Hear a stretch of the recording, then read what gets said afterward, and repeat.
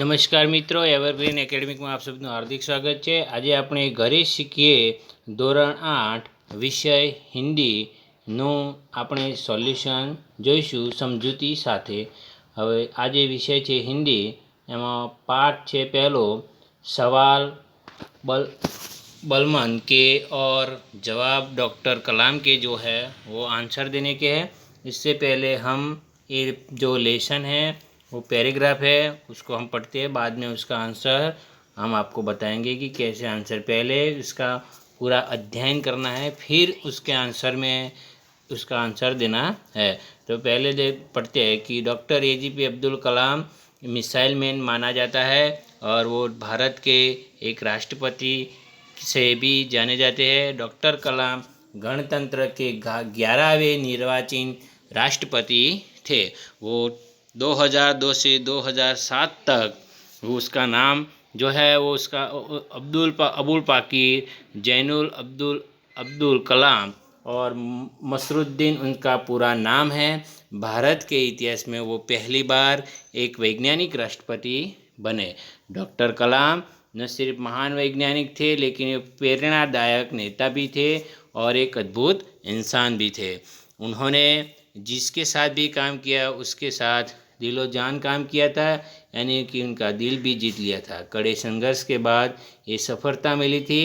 तमिलनाडु के रामेश्वर शहर में एक साधारण परिवार से ताल्लुक़ रखने वाले लड़के एक मिसाइल मैन बने और विश्व में सबसे बड़े लोकतंत्र के एक राष्ट्रपति तक अपना सफ़र तय किया। अब ये जो पैराग्राफ है उसमें से हमने कुछ मुहावरे के अर्थ लिखने हैं और वो अर्थ के जवाब हमने नीचे लिखे हैं। तो पहला है कि सफ़र तय करना, तो मंजिल पाना, दिल को जीतना यानी कि खुश कर देना, और जो सफलता मिलना तो देह प्राप्त करना, कड़ा संघर्ष करना यानी कि परिश्रम करना। ऐसी तरह उनके आंसर आएंगे।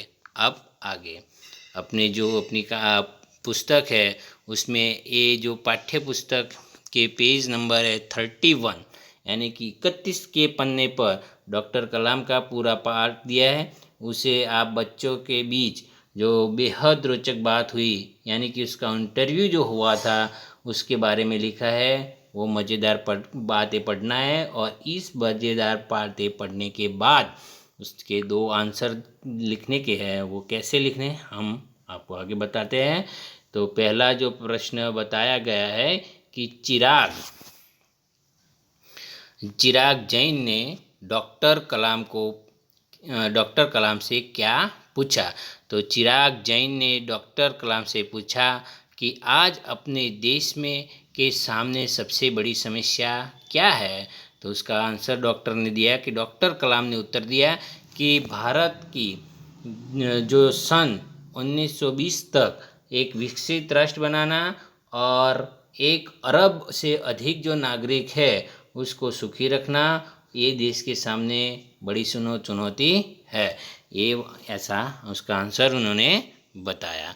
अब आगे दूसरा क्वेश्चन है, भारत के विषय में डॉक्टर कलाम ने क्या बताया। विषय के बारे में, जो हमारी भाषा है, पढ़ाई के बारे में कौन सी भाषा रखनी चाहिए वो बताया। तो डॉक्टर के विचार अनुसार बताया कि कॉलेज तक की जो पढ़ाई है वो मातृभाषा में होनी चाहिए, यानी कि अपनी जो भी मातृभाषा, हिंदी है, गुजराती है, मलयालम है, मराठी है, तमिल है, कोई भी भाषा है तो उसमें पढ़ना चाहिए। क्योंकि उसका भी कारण बताया कि ये जो अपनी मातृभाषा में जो पढ़ाई करे विद्यार्थी, तो अपनी जो मातृभाषा में वो इसीलिए मातृभाषा आसानी से अपने विचार समझ सकते और वो पढ़ाई के बारे में वो जल्दी आसानी से समझ जाते हैं, इसीलिए वो समझ सकते हैं। फिर भी जो विश्व है वो विश्व में दूसरे देश के साथ बातें रखने के लिए अंग्रेजी भाषा का भी ज्ञान जरूरी है। यानी कि इस जो विषय के बारे में डॉक्टर अब्दुल कलाम ने बताया कि हमें 2 भाषाओं का ज्ञान जरूरी है, एक अपनी मातृभाषा और दूसरी है वो अंग्रेजी भाषा। जो मातृभाषा है उसमें पढ़ाई में हमें अच्छी तरह समझ में आए और अपने विचार दूसरों को बता सके। और जो तीसरी बात है इंग्लिश, तो अंग्रेजी है वो जो दूसरे देश के साथ हम अच्छी तरह बातचीत कर सके, इसीलिए हमें ये दो भाषाएं का ज्ञान जरूरी है। अब इस आगे में ऐसा है कि एक कहानी के मुद्दे दिए हैं, तो वो कहानी के जो मुद्दे है उसके पर हमें एक कहानी बनाने की है, और कहानी में मुद्दे भी दिए और एक चित्र भी दिया है। तो हम पहले मुद्दे उसके पढ़ते हैं। तो जो है वो अपने मुद्दे कैसे है वो हम पढ़ेंगे पहले, फिर आगे उसका जो कहानी है वो लिखेंगे। तो एक बहेलिया है, यानी कि एक शिकारी होता है जो जाल बिछाकर पक्षियों को पकड़ते हैं, वो बहेलिया है। उसने खेत में एक जाल बिछाई है। दूसरा मुद्दा है कि जाल पर अनाज भी दाने बिखेरे हैं, फिर उसको छिप कर बैठ जाता है। आकाश में से कबूतरों का एक झुंड आता है। अनाज को देखकर कबूतर नीचे आते हैं, जाल में फंस जाते हैं और पछतावा भी करते हैं। फिर एक बूढ़ा कबूतर है, उन्होंने वो तरकीब बताई कि सभी कबूतरों को एक साथ उड़ने का इशारा किया। फिर कबूतर उड़कर जाने लगे। वो बहेलिया था, वो पछताया और मित्र के पास जाल कटवाकर वो अपने छुट्टे हो गए और बच गए। तो ऐसी कहानी हमें अपने आप लिखने की है। तो मैंने जो लिखी है वो आप ध्यान से सुनिए, फिर अपने हिसाब से आपको वो लिखने की है। तो एक बहेलिया था। एक दिन उसने अपने खेत में जाल बिछाया और जाल के ऊपर अनाज के दाने भी बिछाए। फिर वह कुछ देर तक बैठा रहा। वहाँ आकाश में से कबूतरों का एक झुंड आया और वो झुंड दानों को खाने के लिए वो अपने आए, और बहेलिया ने जाल जो बिछाई थी उसमें वो फंस गए। सभी कबूतरों के फंस जाने के अब सभी कबूतरों को पछतावा करने लगे कि अब क्या करेंगे करने। तो और उसके साथ एक जो कबूतर था उसने तरकीब बताई। वो जो बूढ़ा कबूतर था उसने एक तरकीब बताई। क्या कैसी तरकीब बताई कि सभी कबूतरों को एक साथ उड़ने का बताया। जब वो बूढ़ा कबूतर ने इशारा किया तब सभी कबूतर एक साथ जाल लेकर उड़ने लगे और अपने मित्र के पास जाकर कटाए, और जाल में से सभी कबूतर उड़ने लगे और बहेलिया पछताया। फिर इस कहानी का हम जो का हेतु है वो भी लिख सकते हैं कि इस कहानी में से हमें ये सीख मिलती है कि चतुराई और जो एकता है वो एकता में की बात बताइए कि जो चतुराई और एकता से काम करे तो कठिन से कठिन जो कार्य है वो इजीली काम कर सकते हैं। ऐसी कहानी में से हमें सीख मिलती है। फिर आगे तो अपने सर्वनाम के विषय में सीख चुके हैं। निम्नलिखित परिच्छेदों में ढूंढकर वो आपको लिखना है। तो इसमें जो सर्वनाम है वो ढूंढकर लिखने के है। मैंने जो लिखे हैं इसमें सर्वनाम जो एक मुझे, हम, फिर हमारी, हमें, वह, मैं, वो सब इधर आपको लिखने के हैं। मुझे, हम, हमारी, हमें, वह, मैं। ऐसी तरह आपने जो सर्वनाम है वो सिर्फ सर्वनाम ढूंढकर लिखने के है। फिर आगे फिर एक नई कहानी आती है।